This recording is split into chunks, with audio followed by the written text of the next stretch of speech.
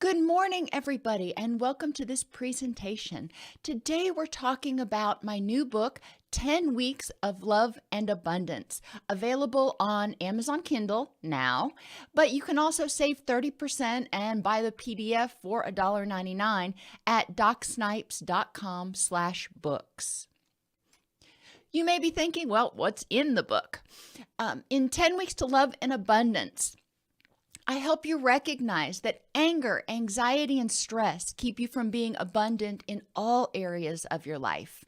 Physically, when you are angry, anxious, stressed, it's exhausting. It contributes to inflammation, it reduces your immune system, it keeps you from getting good quality sleep. So all of those things add up and can make you feel unhappy. Affectively, which is our emotions, when you are angry, anxious, stressed out, it's hard to also be happy. It's hard to celebrate the good things that are going on, even when bad things are going on. So when you start changing your perspective and working towards an attitude of love and abundance, it's easier to do what I've talked about before called living in the and. That means recognizing the good that's going on and feeling happy about that, even if you're upset about other areas of your life. So sort of compartmentalizing things. But when you are anxious or angry, that is your body's fight or flight reaction. And when you are in that fight or flight mode, your body is much more likely to pay attention to negative things in the environment and much less likely to pay attention to good things in the environment. So part of the affective steps for improving love and abundance include doing things to notice the good, actually turning your attention and forcing yourself for a brief period of time to notice the good in things that are going on. It doesn't mean toxic positivity. It doesn't mean being happy all the time about everything. It means recognizing that, yeah, some things can suck, but I have a lot of other things in my life that I am really grateful for. Cognitively, when you are angry, anxious, stressed, it's harder to think clearly. When you're in that fight or flight mode, your brain is trying to figure out how to protect you, so it's harder to remember things. It's harder to learn. It's harder to focus during that period of time. And that's just kind of your brain's way of saying you need to be acting, not thinking.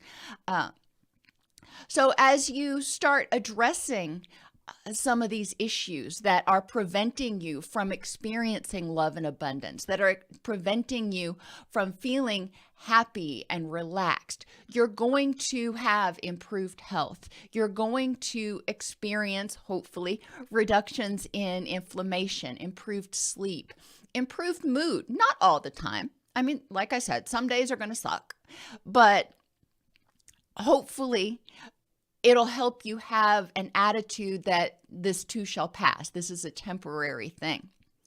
Environmentally, when you are angry, anxious, and stressed, it tends to be contagious. Negative energy tends to permeate other people around you, even if it doesn't attract negativity, which it actually kind of does. When you are in one of those states, it can be draining and exhausting on those around you. It can be evidenced in your environment because you're not cleaning as much. You're just too stressed and preoccupied with other things to worry about keeping your environment clean. And we know that, that they've done studies and they've shown that clutter and disarray and filth can contribute to feelings of depression and anxiety and all of those things. And finally, relationally, I talked about in environmentally the energy that we're putting out, and we can have a negative energy environment or a positive energy environment. But relationally, when you are in a bad mood a lot of the time, when you are stressed a lot of the time. People may not want to spend as much time around you because you're a downer. Let's just be frank. Relationally, when you build up your relationships, when you strengthen your relationships, when you have the energy and desire and focus to enhance those relationships, they become a source of support for you. They become a resource for you to draw on. They can help you out when you need help with time, with feedback, with anything. So as you build up your support system, and this is where abundance comes in, as you build up your energy, it's easier to get things done. So you can be more effective. You can be more efficient. As you build up your relationships and your support system, you also have other people in there who can make life easier for you, who can help you more efficiently, effectively accomplish your goals. I know, for example, when I write grants, that I am a big picture person. I am not a detail-oriented person, but I have colleagues that are detail-oriented who do better with reviewing and going point by point to make sure that everything is covered and literally editing it. It would take me 3 times as long to do what they do as it takes them. So when we work together, we achieve this goal a whole lot more effectively. So instead of 1 + 1 = 2, it's like 1 + 1 = 6. Remember that emotions are designed to give you energy, and unpleasant emotions, anger, anxiety, stress, and all of their permutations are designed to give you energy to assess if there's a threat. It's based on the way your brain interprets a situation. Doesn't mean your brain's always right. So it's like a smoke alarm. It's designed to give you energy to determine if there's a threat, and then if there is, to take steps to eliminate it. Other emotions, like happiness, are designed to give you energy to do something again that hopefully was healthy and helpful. And in the book, I talk about a lot of different steps that you can take in order to start working towards this lifestyle of love and abundance. And I break it down into a framework that I call Perfect Me. And these activities can be used for self-help by individuals. You can use it with your family. Most of the activities are very straightforward. So they're things that you can talk about at the dinner table or during family time or whatever you want to do. And they can be relatively easily modified, a lot of them, even to use with younger children. The activities can also form the foundation for group counseling. So if you're working with groups in residential treatment or outpatient treatment and you need some discussion prompts, this book has a lot of them. I've broken it down into 10 sections, hence 10 weeks to love and abundance. And each section has 5 activities. Now, I could have put tons of more activities, but let's be realistic. So each week is composed of 5 weekdays, just in case you want to use it in group therapy. And the first one, for example, starts out with patience. Thinking about what I just talked about the different aspects of your health and wellness. How can patience improve your physical health, your ability to sleep, your energy levels? How can it keep you from wasting a bunch of energy stewing on anger and anxiety, for example? Enjoying the moment is another aspect, and I mentioned that we need to force our brain when we're in a period of distress for some reason. Sometimes we have to force our brain to recognize that, hey, today was not the best day, but there are things that I am grateful for. Instead of waiting until I get that promotion, until I make so much money, until I do whatever to be happy. Enjoying the moment right now, recognizing and sort of reveling in those blessings that you have. Respect of self and others. And I have self and others a lot, because if you pay attention to your own thoughts, you'll recognize that a lot of times you are probably disrespectful or inauthentic when you are dealing with yourself. You know, you say things to yourself you wouldn't ever say to anybody else. You ignore your own feelings, wants, and needs, whereas you would probably pay attention to others. So respect of self and others is another aspect that we talk about in order to increase love and abundance. When you start loving yourself, when you start respecting yourself, you show others how you want to be treated. When you respect others, you're strengthening those relationships, you're strengthening those resources I'm not sure which word to use, can make life easier for you. Forgiveness is another aspect, and I've done a lot of other videos on forgiveness, remembering that forgiveness is a power play. Forgiveness is saying, you know what? I choose to use my energy because I'm angry about something. I choose to use that energy to learn from that experience so it doesn't happen again, so I can keep myself safer. And then I choose to stop giving that person or that experience my energy. I choose to keep my energy and use it to move forward. So forgiveness is really a power play. It doesn't mean it's okay. It means it happened and I'm going to learn from it. And forgiving ourselves is just as important as forgiving others. Earnestness or dedication in things. Think about the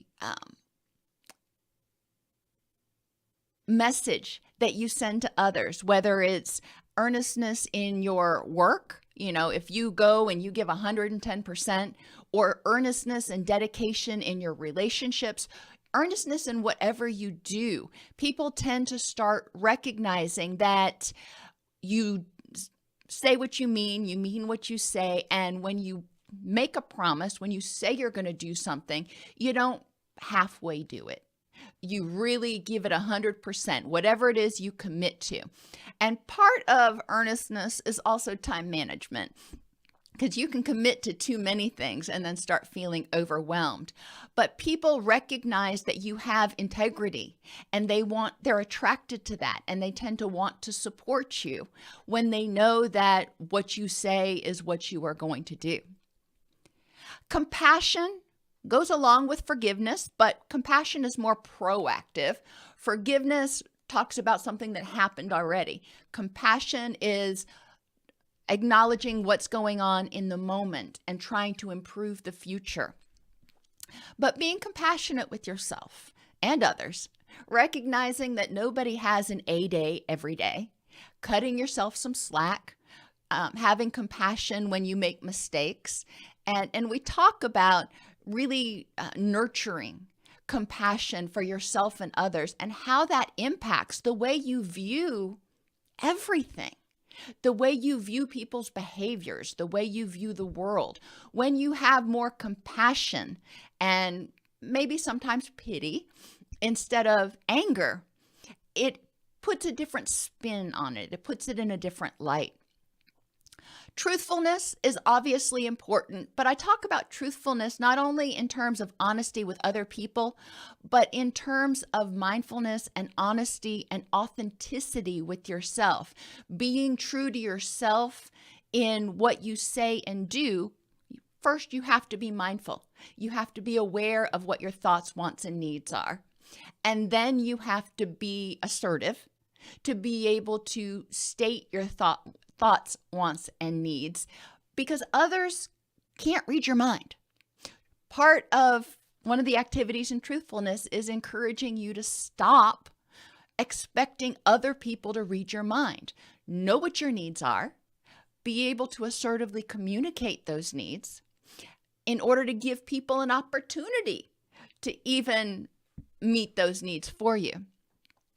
Selflessness is a characteristic. And, being selfless doesn't mean being a doormat. Being selfless means sometimes being willing to step back and go, okay, you know what? Today I am choosing to put my preferences aside and put you first. Selflessness, if you do it all the time to everybody, under every circumstance, yes, it can be pathological. But there's also a time where, you want to celebrate others' victories and, let them have the limelight or the spotlight for the moment. And that's being selfless. Meekness or humility is another characteristic. And what that means is not being a dormouse or house mouse, whatever they're called. But it means recognizing your strengths and your limitations. Being willing to say, you know what? I don't know. That was one thing when I was being coached for my dissertation defense, many, many years ago. My best friend told me one of the things that they're going to do is make sure that you're willing to identify the things that you don't know. They don't expect you to know everything, but they want you to know that you don't know everything. And, that lesson stuck with me. Just because I was defending my dissertation didn't mean that I had to know absolutely everything that they asked me. But meekness is true or an important quality in life, because if you recognize others for their strengths and how they complement you, then it's easier to synergize. If you are willing to acknowledge that you don't know something, if you are willing to not try to be the one that's always perfect, always in control, then it gives other people an opportunity to be helpful. And people love being helpful. That strengthens relationships. Believe it or not, it strengthens relationships when you give people an opportunity to help you out. And finally, exuberance. Just really, whatever you do it 100% and try to be as excited about it as you can. A lot of people love being around people that are energetic and enthusiastic. And if you've watched some of my other videos, you've heard me talk about my best friend from college, who I don't think she ever used the word good or fine. Whenever she talked, she used these very colorful, powerful words like amazing and awesome and wonderful. And she was fabulous. That was her key phrase, fabulous. But when you were around her, her enthusiasm for life was just palpable. Even when she didn't have a perfect life. She was a single mother. She, worked really hard, but her enthusiasm for life and what she was doing really showed through. And it's important to reflect sometimes. Just stop back and ask yourself, remind me again why I'm doing this. Why is this important to me? And when you increase that motivation again, you start to increase your enthusiasm and go, oh yeah, that's exactly why I started doing this. In the book, each section explains the benefits of the strategy, kind of like we just talked about, encourages you to do a self-assessment to see where you are, roughly in terms of things like, patience, enjoyment of the moment, respect of others and yourself, etc. Provides 5 activities to enhance that strategy in your life, and then contains links to YouTube videos that can provide additional information and activities. So if you want to learn more about forgiveness, for example, or mindfulness, I've linked to videos that I've done that are longer form videos. So if you want more activities, if you want more knowledge, you can get it there. And you're also going to learn some new techniques. I've talked in other videos about thinking, and I've talked about distress tolerance strategies as abbreviated in the mnemonic tag, but you're also going to learn about things like beta testing. So, I like to use mnemonic devices to help you remember strategies and steps. So in this book, I introduced the new one, beta testing, to help you become more mindful in your daily life. Again, this book is available now on Amazon.com in the Kindle version, or you can get the PDF at DocSnipes.com/books.